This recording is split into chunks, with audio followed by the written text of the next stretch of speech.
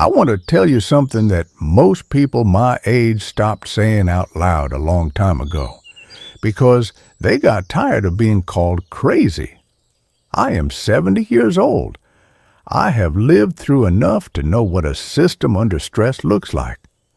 I have watched prices collapse and then explode. I have watched institutions that people trusted for generations quietly stop working. I have watched grocery store shelves go empty for reasons that nobody in charge seemed to fully understand or control. And I am telling you right now, as calmly as I can, that what is coming next is different. Not because I am a pessimist. I am not. I have been called a lot of things in my life, but pessimist has never been one of them. I am telling you because I have lived long enough to recognize the pattern. And the pattern right now is saying one thing very clearly: own land, grow food, get out of the system as much as you can before it is too late. My grandfather came from Tennessee with nothing but a mule and a trunk of hand tools. He settled in rural Kentucky, and within 5 years he had 40 acres, a well, a vegetable garden that fed the whole family, and fruit trees that would outlive him by 50 years. He never had much money, but he never went hungry either, and he never once depended on a government or a corporation to feed his children. When the Depression hit in 1929, his neighbors in the city stood in bread lines. My grandfather had bread because he had wheat and a mill and the knowledge of how to use both. I think about him a lot these days. My father did things differently. He moved to Cincinnati in the early 60s for a factory job. Good union wages, health insurance, a pension. He bought a house in the suburbs with a small yard he mostly used for a lawn he mowed every Saturday. He was proud of that lawn. He retired comfortably at 62. The factory closed 3 years later. The pension fund had problems. Things got complicated. He was fine in the end, but just barely. And he spent the last years of his life telling me he wished he had kept some land. Somewhere. Anything. I listened. At 34 years old, I bought 11 acres in rural Virginia, mostly wooded, a small creek running through the back of it, mediocre soil that everyone told me was not worth much. They were right that the soil was not great. They were wrong that it was not worth much. I spent the next 3.5 decades learning how to make it work, how to build soil, how to grow food, how to collect rainwater, how to heat a house with wood you cut yourself, how to live in a way where the things that happen in Washington or on Wall Street matter a little less to your daily life than they do to everyone else. That land is worth more to me today than any investment I ever made. And I did not buy it to make money. I bought it to be free. Now let me tell you why I think you need to hear this right now. Not in 5 years. Now, inflation. You have felt it. Everyone has. The price of groceries has gone up 30, 40, 50% in just a few years depending on what you buy. Eggs, meat, bread, things that used to be ordinary have become expensive. And the people in charge keep telling you it is getting better while you stand at the checkout counter doing the math in your head and knowing that it is not. Here is what nobody tells you about inflation. It does not hit everyone equally. If you grow your own food, inflation in the grocery store is an inconvenience. If you depend entirely on the grocery store, inflation in the grocery store is a crisis. That difference between inconvenience and crisis is land. And then there is the food system. This is the one that concerns me most. Most Americans have no idea how fragile the food system actually is. The average grocery store has roughly 3 days of food on its shelves. 3 days. The entire system runs on just-in-time delivery, which means that if the trucks stop for any reason, a fuel shortage, a strike, a severe weather event, a disruption in a logistics network, those shelves are empty in 72 hours. Most of us have seen a version of this already. We have seen what happens when supply chains hiccup. We have seen the empty shelves, the limits on what you could buy, the shortages of things we assumed would always be there. That was a disruption. A real sustained breakdown would be something else entirely. Beyond that, the concentration of our food supply is staggering.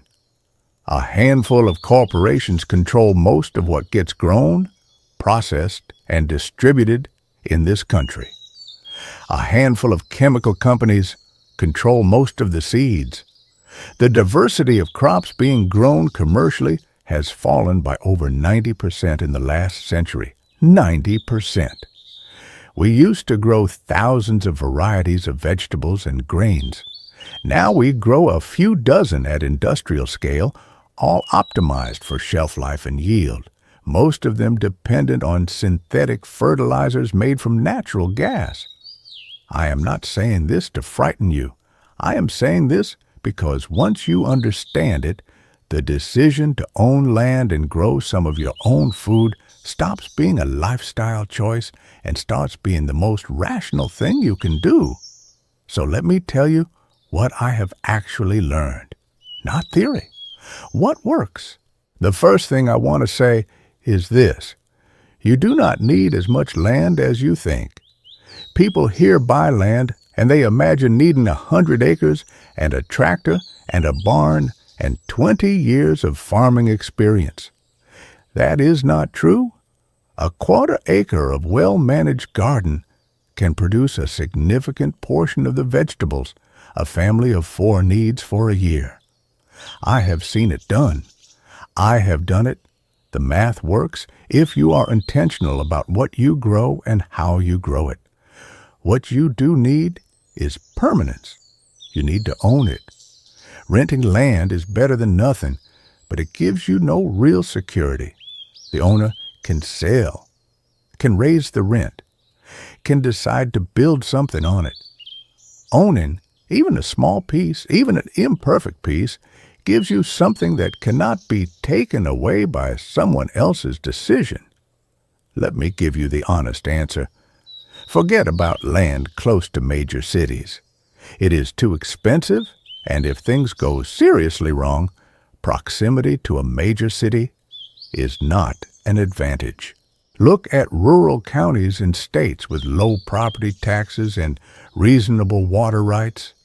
The Midwest, parts of the South, the Ozarks, rural Appalachia, the inland Pacific Northwest, land that other people have overlooked because it is not pretty enough or not flat enough or the soil is not perfect.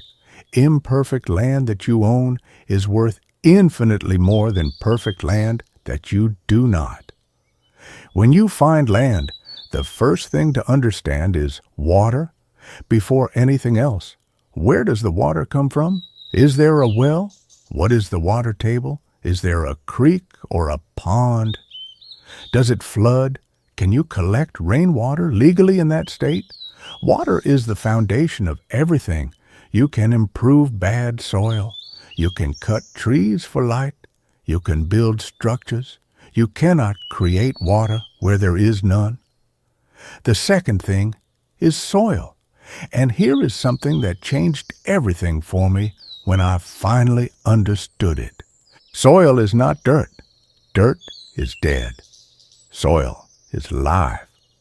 A single teaspoon of healthy soil contains more living organisms than there are people on this earth. It takes time, but you cannot rush time. Every year you wait is a year of soil building you do not have. The third thing is perennials, things that come back every year without you replanting them. Most people think of gardening as an annual cycle. You plant in spring, harvest in fall, start over next year. Annuals are important. But the backbone of a truly resilient food system on your land should be plants that work for you year after year without being asked. Fruit trees: apple, pear, cherry, peach, fig if your climate allows. A mature apple tree can produce hundreds of pounds of food every year. Plant it once, care for it for a few years, and then it works for decades. My apple trees are almost 40 years old. I planted them when my children were small. My grandchildren pick apples from them now. Berry bushes, blueberries, raspberries, blackberries. Plant them once, and after the first 2 years, they require almost nothing and produce more than you can eat. Nut trees: walnuts, chestnuts, hazelnuts. Slower to produce than fruit trees, but extraordinary once established. The chestnuts my grandfather planted on his Kentucky land fed his family through the hardest years of the Depression. Trees he planted, food they ate decades later: perennial herbs: thyme, oregano, sage, rosemary. Once established, they take care of themselves entirely and provide both food and medicine year after year. A piece of land covered in perennials is fundamentally different from a piece of land that requires constant labor. It is moving from a system that takes from you every year to a system that gives to you every year. That is the goal. Work hard in the beginning. Build something that works for you over time. Now, I want to talk about something that people do not mention enough when they talk about land and self-sufficiency: community. Because here is the truth. No single person or single family can be fully self-sufficient. It is not possible.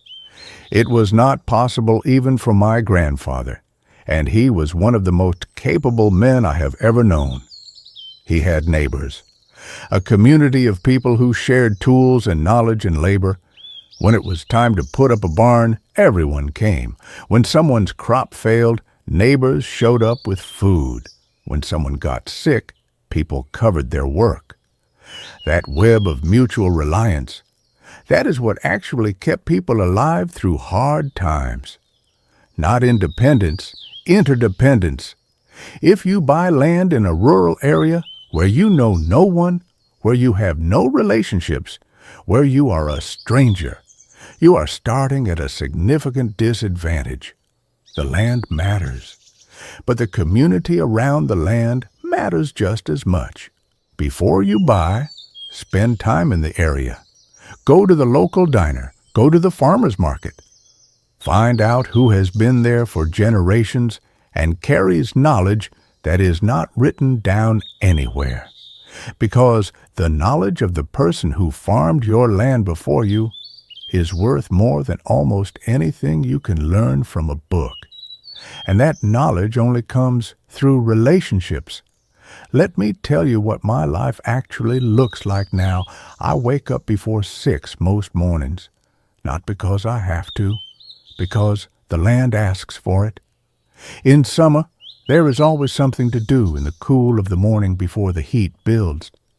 In winter, I check the animals, split some wood, start a fire.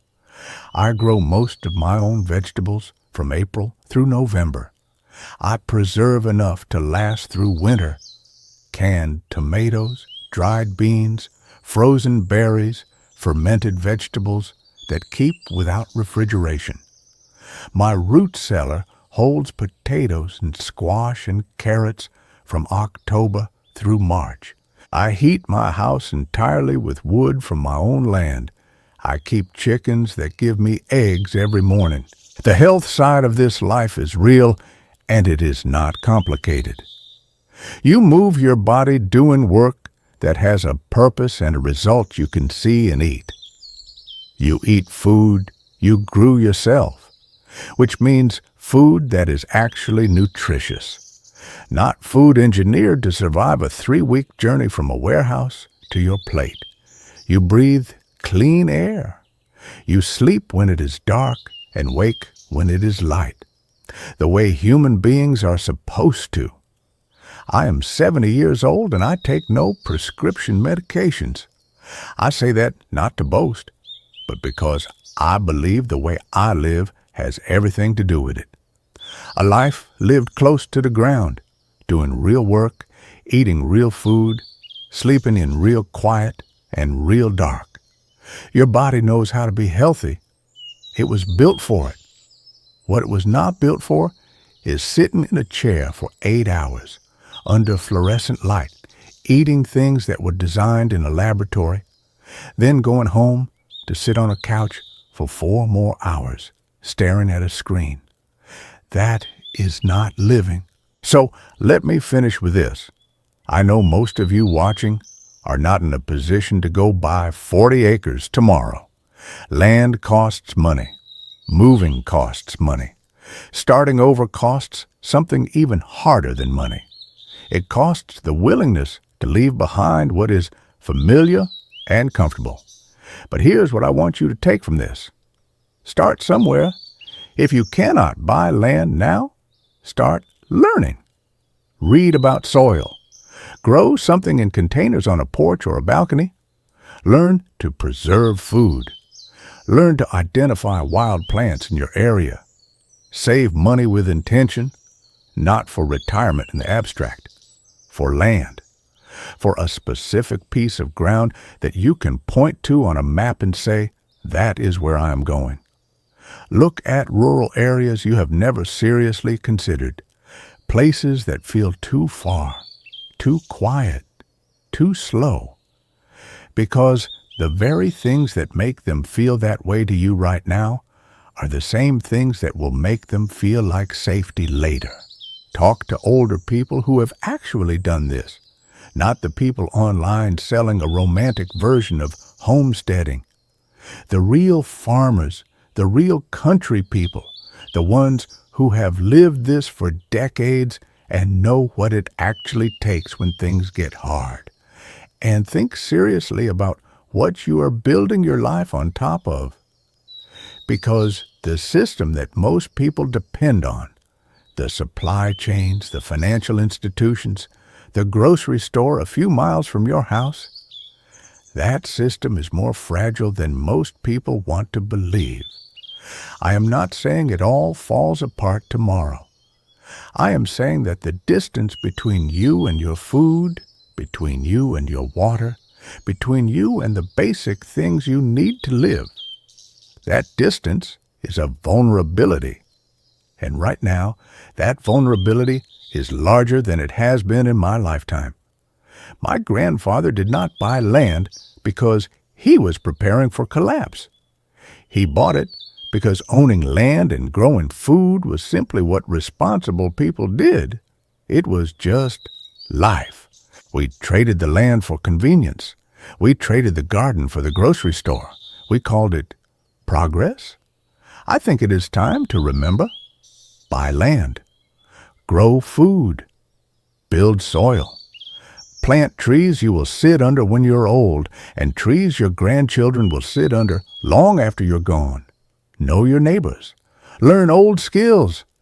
Live closer to the ground, not because everything is about to fall apart, because this is how human beings are supposed to live, rooted, capable, connected to something real, and because when the hard times come, and they always come in one form or another, they always do, you want to be someone who can look at what they have built and know they are going to be all right.